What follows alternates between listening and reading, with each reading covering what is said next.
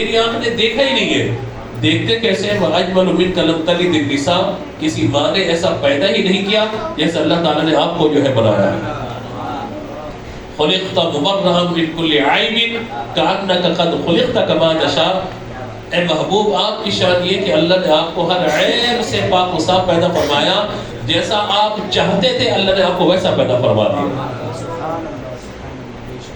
تو یاد رکھیے گا کہ میرے آقا صلی اللہ تعالیٰ علیہ وآلہ وسلم اللہ تبارک و تعالیٰ کی محبوبیت کا وہ شاہکار ہے، تخلیق ہے، ایسا تخلیق کا شاہکار ہے ہمارے آقا صلی اللہ تعالیٰ علیہ وآلہ وسلم. نہ میرے آقا علیہ السلام جیسی صورت کسی کی ہے، نہ حضور جیسی سیرت کسی کی ہے. نہ حضور جیسا کوئی دنیا میں پہلے آیا، نہ کوئی بعد میں آئے گا. نبیوں میں نبی ایسے کہ ختم الانبیاء ٹھہرے، اور حسینوں میں حسین ایسے کہ محبوب خدا ٹھہرے. ہمارے آقا علیہ السلام کی ہر شے بے مثل و بے مثال ہے. حضور کے حسن کا تذکرہ کریں، آپ کو ایسا حسین کہیں نظر نہ آئے گا. نبی پاک علیہ السلام کی نگاہوں کا تذکرہ کریں، ایسی نگاہ آپ کو کسی کے نظر نہ آئے گی. حضور کے بولنے کا، گفتگو کا تذکرہ کریں، آپ کو ایسی گفتگو کبھی نظر نہ آئے گی. اعلیٰ رحمۃ اللہ تعالی علیہ نے لکھا تھا کہ وہ گل ہے لبھا ہے نازک ان کے، وہ گل ہے لبھائے نازک ان کے، ہزاروں جھڑتے ہیں پھول جن سے. گلاب گلشن میں دیکھے بلبل، یہ دیکھ گلشن گلاب میں ہے. بلبل جاتا ہے، جا کے گلشن میں گلاب کو دیکھتا ہے. میرے پیارے نبی صلی اللہ تعالیٰ علیہ وآلہ وسلم کی شان یہ ہے کہ گلاب گلشن میں دیکھے بلبل، یہ دیکھ گلشن ہی کو گلاب میں ہے. تو میرے آقا صلی اللہ تعالیٰ علیہ وآلہ وسلم کی شان قریبی. اب پیغام کی طرف ہم جلدی سے آ جائیں. حضور نے اپنی گفتگو سے لوگوں کے دلوں کو تسکین دی، ہمیشہ لوگوں کو تسلی دی. جس کی تسکین سے روتے ہوئے ہنس پڑے، اس تبسم کی عادت پہ لاکھوں سلام. تو جب حضور کے لہجے سے، حضور کے لفظوں سے، حضور کی شفقت سے لوگوں کے دلوں کو سکون و قرار مل جاتا ہے. آج میں اور آپ حضور کے امتی ہیں. میرے لفظوں سے، میری گفتگو سے، میری بات چیت سے، میرے خاندان میں اٹھنے سے بیٹھنے سے، فیصلوں سے، کیا ہم لوگوں کے دل میں محبتوں کو داخل کر رہے ہیں، یا اپنی تیز تراری کی وجہ سے لوگوں کے دلوں میں نفرتوں کو داخل کر رہے ہیں؟ ہمیں غور کرنا ہوگا. حضور کی امتی ہے، حضور کا میلاد منا رہے ہیں، نبی پاک علیہ السلام سے محبت کا بھی اظہار کرتے ہیں. لیکن آج ہمیں غور کرنا ہوگا کہ ہم اپنی گفتگو سے، اپنے رہنے سہنے سے لوگوں کے لیے آسانیاں فراہم کریں، لوگوں کے لیے مشکلات جو ہے وہ پیدا کر رہے ہیں.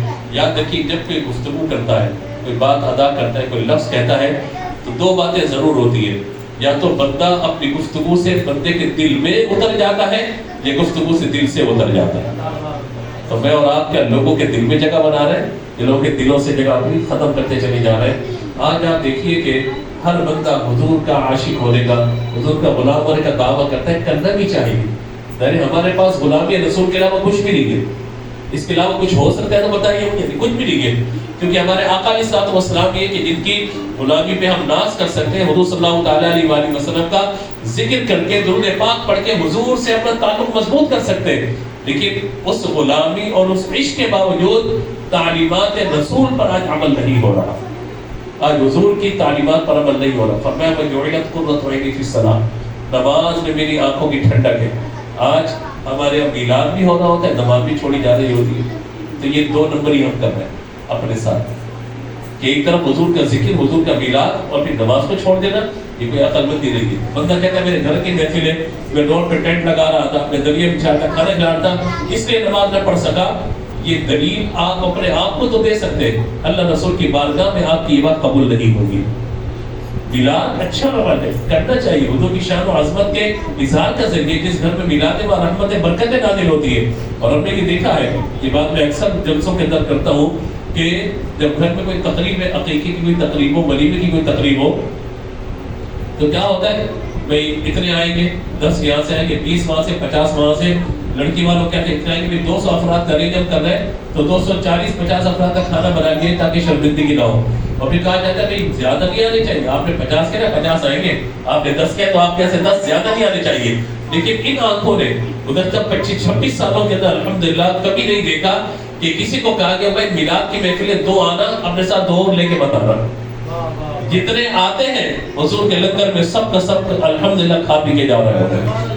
کبھی ہم نے نہیں دیکھا تم کیوں میلاد کی محفل میں آ گئے. اچھا تم آ رہے ہو بھائی بابر صاحب کتنے 4 آئیں گے. خیر ہے 8 لے کر آ جانا ساتھ میں. کیوں؟ ہمارا تھوڑی سرکار کا لنگر ہے. مضمون کی محفل ہے، نعت خواہ کو اکیلے کو دعوت ہے، 4 آدمی ساتھ لے کر آنا ہوتا ہے، خطیب کو بلاتے 2 لے کر آنا ہوتا ہے، کہتے ہیں ہاں فلاں دوست کو بھی لے آنا، اس کو بھی لے آنا، پڑوس والے کو بھی لے آنا۔ وجہ کیا ہے کہ سب جانتے ہیں کہ یہ ذکر ایسا ذکر ہے، یہ برکت ایسی برکت ہے کہ ہم کسی کا پورا کرے نہ کرے، اس محفل میں آنے والے کے لیے اللہ تعالیٰ خود ہی پورا فرما دے گا، اللہ کے رسول خود ہی مہربانی فرما دے گا۔ اسی لیے کبھی میلاد کے لنگر میں کبھی ٹینشن نہیں ہوئی ہوگی آپ کو، ہاں باقی تقاریب میں پریشان دیکھیں ختم نہ ہو جائے، جتنی تسبیح یاد ہوتی ساری پڑھ لے ہوتے، ہمیں بھی یہ دعا کرے عقیقے کی یا ولیمے کی محفل ہے، کھانا پورا ہو جائے، دعا کرے بس دعا کرے اللہ پورا کرتے، جیسے سب کھانا کھا کے جاتے ہیں ٹینشن پھر اللہ کا شکر ہے سارا معاملہ آسان ہو گیا۔ لیکن میلاد کی محفلوں کی یہ برکت ہے، یہ سب اپنی جگہوں پر، لیکن ہمیں غور کرنا ہے کہ ہم نماز کے پابند ہے یا نہیں ہے، حضور جو قرآن لے کر اس کی تلاوت ہم کر رہے ہیں یا نہیں کر رہے ہیں۔ نمبر 3 حضور سے تعلق کے لیے ہم درود پاک پڑھ رہے ہیں یا نہیں پڑھ رہے ہیں۔ یہ 3 چیزیں اپنی زندگی میں شامل کیجئے، اللہ تبارک و تعالیٰ میرے لیے اور آپ کے لیے انشاءاللہ خیر و برکت والے معاملات فرمائے گا۔ اللہ تعالیٰ میرے کلمات کو اپنی بارگاہ میں قبول فرمائے، اور اللہ تعالیٰ مجھے اور آپ کو عمل کی توفیق عطا فرمائے۔ آمین وآخر دعوانا